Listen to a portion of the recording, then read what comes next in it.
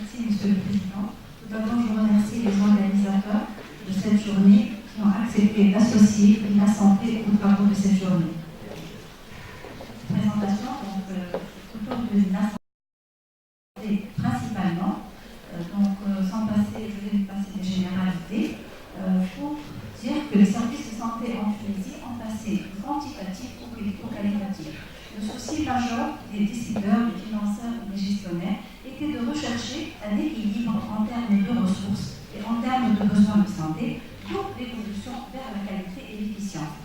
Nous savons tous que les services de santé en Tunisie, il y a plusieurs opportunités d'amélioration des services de santé en Tunisie, mais ça n'empêche qu'on constate qu'il y ait toujours des insuffisances au niveau de ce système de santé. D'où la nécessité de mettre en place une agence, une institution d'accréditation et d'évaluation en santé en Tunisie.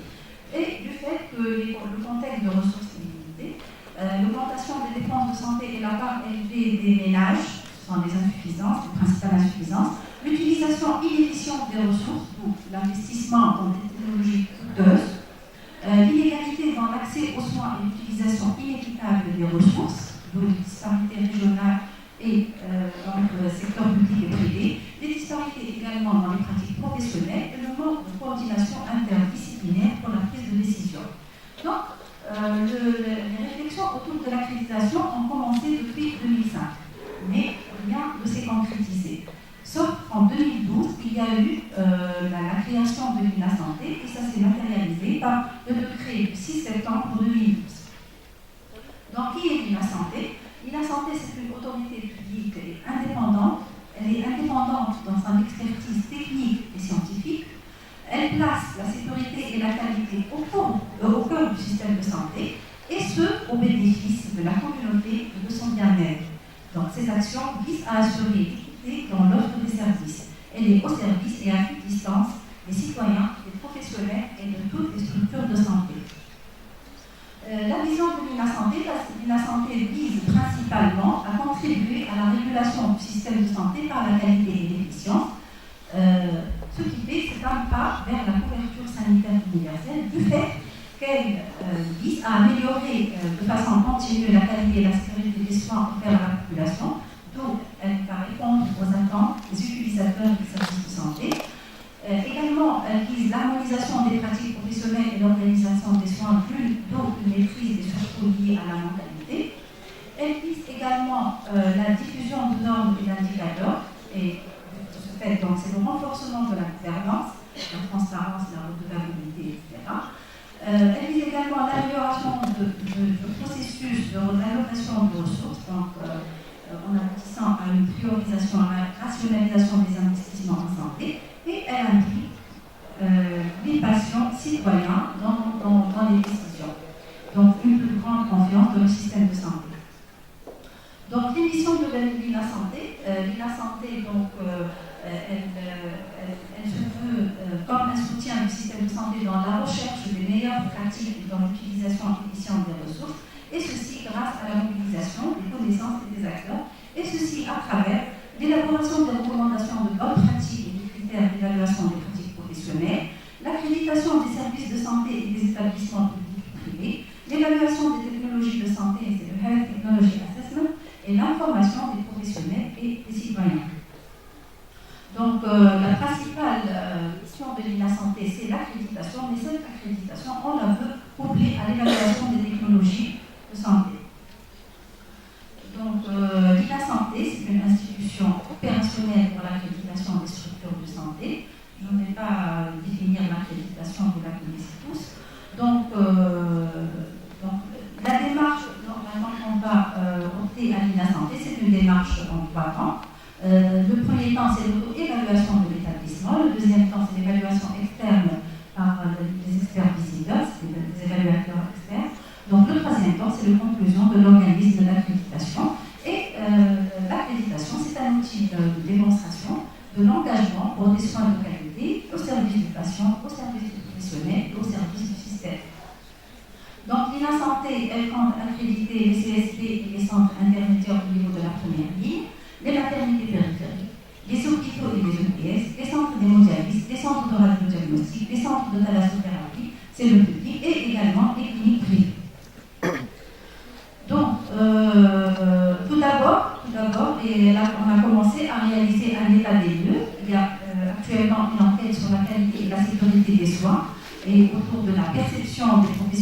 citoyen et de la satisfaction des usagers au niveau de la première ligne, au niveau de 13 zones de la Tunisie.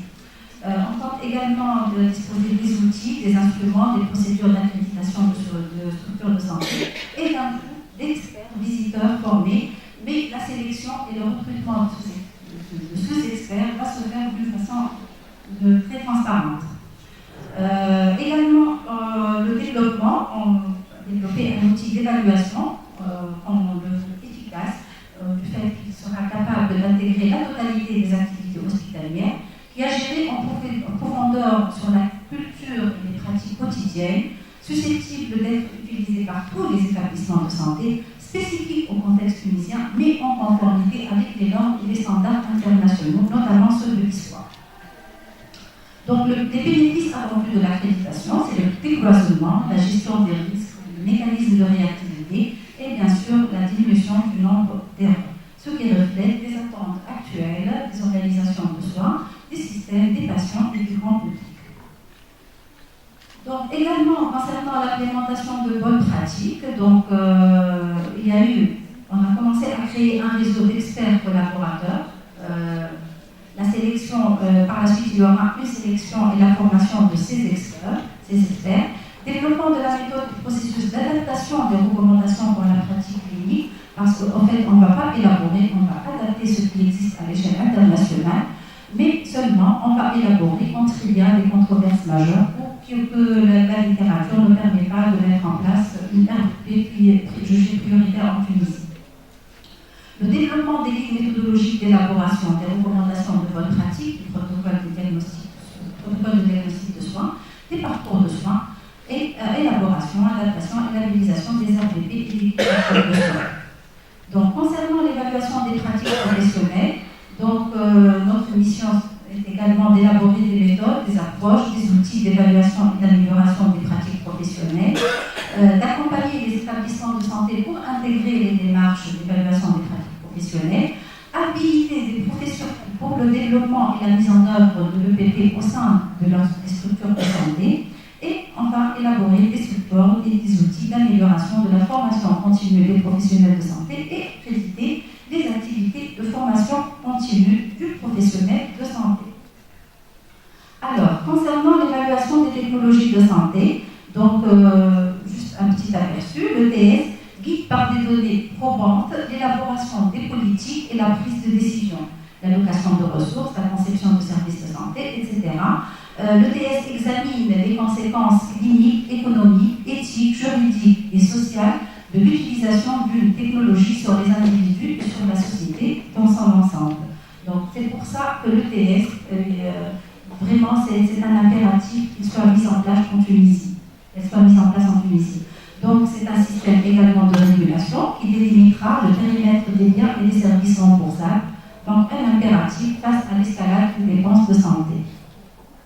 Donc un recours approprié à l'ETS permettra de réduire le gaspillage, promouvoir l'utilisation rationnelle des technologies et des interventions en santé et améliorer la qualité des soins d'une manière équitable. Donc en matière d'ETS, on va développer des méthodologies spécifiques à l'évaluation des technologies de santé. Ces technologies de santé concernent les médicaments, les dispositifs médicaux, les équipements, les actes professionnels et les programmes de santé. Et on va par la suite démarrer les évaluations et contribuer à la conception d'une solution informatisée de gestion des données et de l'information, incluant les rapports d'évaluation des technologies en santé. La santé également, elle commence à mettre en place un système d'information avec une vision, un système d'interaction, elle dispose également d'un site web La Santé, un portail internet afin de fournir les données et les informations relatives aux structures de santé et prestataires des services de soins. Concernant le métier, bien sûr, c'est autour du processus, des activités, des tâches et des actions. Elle vise à mettre en place un portail documentaire, une solution de gestion des experts évaluateurs des structures de santé, une solution de déclaration des conflits d'intérêts, une solution de gestion administrative et technique de l'accréditation des structures de santé, et une solution d'évaluation des technologies de santé et d'évaluation des pratiques professionnelles. Donc, parmi les réalisations de La Santé, je vais essayer d'être très bref. Donc, il y a le développement de la concertation. Les objectifs, c'était de fédérer les professionnels autour de la qualité des soins et d'instaurer un climat de confiance avec l'INA Santé. Et dès la phase de sa mise en place, l'INA Santé a organisé 4 réunions de 5 ans. La première réunion était autour de l'organisation technique et scientifique, la deuxième autour des mécanismes juridiques, administratifs et organisationnels. La troisième réunion, c'était autour de l'accréditation des services de santé en première ligne. Et la quatrième, c'était autour de l'information et la communication de l'INA Santé. Avec également les différentes parties prenantes. Donc, elle a organisé plusieurs réunions, notamment avec les directions centrales du ministère, les directions régionales, comités médicaux d'établissement, avec le TUNAC, avec les centres de thalassothérapie, donc, etc. L'INA Santé également concernant le partenariat et la communication donc avec le secteur public, désignation des personnes relais l'INA Santé, c'est des interlocuteurs privilégiés de l'INA Santé au niveau des 24 régions du pays. Et au niveau du secteur privé, elle a visité 84% des cliniques privées. Elle a également signé de conventions de partenariat avec 26 sociétés savantes et 3 associations représentant d'usagers.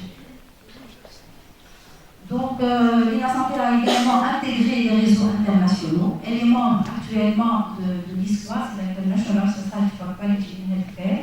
Donc, elle a également intégré le réseau Eastern Mediterranean Regional Network on HTA. C'est un réseau qui vise à encadrer les différents pays de la région EMRO dans leur projet d'implémentation de l'évaluation des technologies de santé. Elle a intégré également le réseau HTAI, le réseau International Network of Agencies of Health Technology Assessment.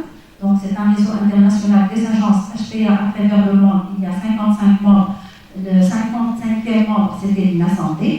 Le réseau HTA SAI Link, en tant que membre observateur. Elle a intégré le réseau GIM International, Guidelines International Network, et l'association internationale qui concerne le parcours de soins, c'est l'European Pathway Association. Également, elle a développé la coopération, développement d'alliances avec des organismes similaires au niveau de l'Arabie Saoudite, CDI, HAS France, HCAC Jordanie, INES et ISIS au niveau du Canada. Donc, elle a également mis en place des travaux, des projets de coopération, notamment avec l'OMS, dans le cadre du programme JPRN 2013-2015, autour du développement de l'évaluation des technologies de santé, autour des parcours de soins et l'adaptation des RPC cliniques existantes. Il y a 2 grands projets également qui ont été financés et qui sont en cours actuellement par l'Union européenne. Il y a le projet PAZD, projet d'appui aux zones défavorisées. Son objectif spécifique de ce projet est d'améliorer l'appréciation des soins de santé de première ligne des populations issues des 13 régions défavorisées du pays, et en particulier les plus démunies. L'INA Santé s'est inscrite dans ce projet pour la mise en place de démarches qualité et sécurité qui permettra aux centres de santé ciblés par le programme d'être accrédités. Il y a également le projet PAX. Le projet PAX, vous avez tous entendu parler du fameux projet PAX. Alors, c'est le programme d'appui à la compétitivité des services. Ce projet concernait 3 grands secteurs, le secteur du transport, le secteur éthique et le secteur de la santé. Pour les 2 secteurs transport éthique, les procédures de l'Union européenne étaient très lourdes et très rigoureuses. De ce fait, à cause des échéances très serrées, n'ont pas abouti ces 2 projets, et seulement le projet santé a abouti. Donc l'objectif général de ce projet était d'améliorer la qualité et la sécurité des services de santé en Tunisie par l'implémentation d'un système de management de la qualité aux établissements de santé publics et privés en vue de leur accréditation. En fait, ce projet au début était orienté juste pour les secteurs privés. C'était autour de la compétitivité, et c'est pourquoi le responsable national de ce projet est le ministère du Commerce. Mais par la suite, sachant que tout d'abord on cherche la compétitivité des soins, donc elle concerne tous les établissements, et on cherche l'équité des soins principalement à nos malades et à nos citoyens, donc il fallait intégrer le secteur public. En plus, les professionnels de santé qui travaillent au secteur privé, leur formation initiale de base et même continue parfois se fait au secteur public. Donc c'est pour ça que le secteur public a été intégrée. Donc le contractant final, parce qu'il y a eu plusieurs soumissionnaires, plusieurs consortiums, mais le consortium qui a été retenu, qui est contractant de ce projet, est le GIZ International Services. Donc il y a deux grandes composantes dans ce projet. La composante 1, c'est l'INA-Santé, et l'objectif principal 1 est de rendre opérationnel l'INA-Santé comme structure indépendante chargée de l'accréditation des établissements de santé et qu'à la fin, qu'elle soit accréditée par l'ISPOR. Et l'OP2, c'est de développer toutes les ressources humaines, outils, référentiels, instruments et procédures d'accréditation de l'INA selon les normes et les standards internationaux de l'ISPOR. La troisième composante, c'est de renforcer les activités de suivi et évaluation par l'INA Santé des services et prestations de santé diagnostique et thérapeutique. La composante 2 était destinée au système hospitalier et l'objectif principal 4, c'est d'instaurer et institutionnaliser un système de management de la qualité aux établissements de santé pilotes, 15 publics et 15 privés, en vue de leur accréditation par l'INA Santé. L'OP5, c'est de renforcer le pilotage stratégique du système hospitalier national pour la modernisation de la gestion des établissements de santé publique en vue de leur autonomie progressive. Donc il y a également des projets et des missions concernant des préalables au projet PAX. Le premier, c'était la révision du dispositif réglementaire organisant l'INA Santé, c'est-à-dire son décret de création.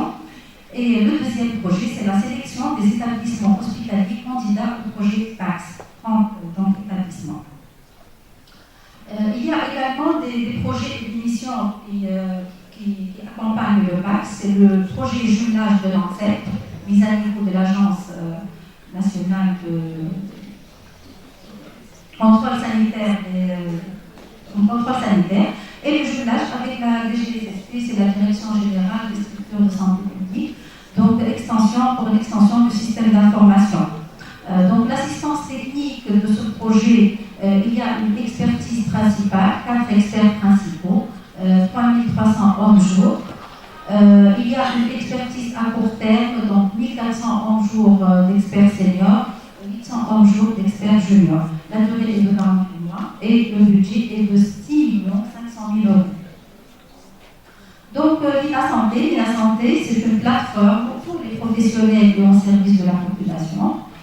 Comme vous voyez au centre, il y a les fournisseurs qui sont les facultés, les écoles, les sociétés savantes, les experts, les instances ordinales, les technologies médicales.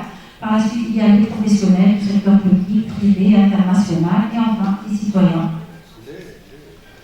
Donc, en conclusion, l'INA Santé, elle veut mettre en place un modèle propre, elle se veut un modèle propre à la Tunisie, ce qu'on veut se construire en tenant compte des leçons apprises à l'international pour ériger selon une méthodologie rigoureuse, donc un modèle de management de l'accréditation en santé adapté à la Tunisie, et une reconnaissance internationale par l'histoire afin d'être reconnu localement et dans un environnement ouvert à l'étranger.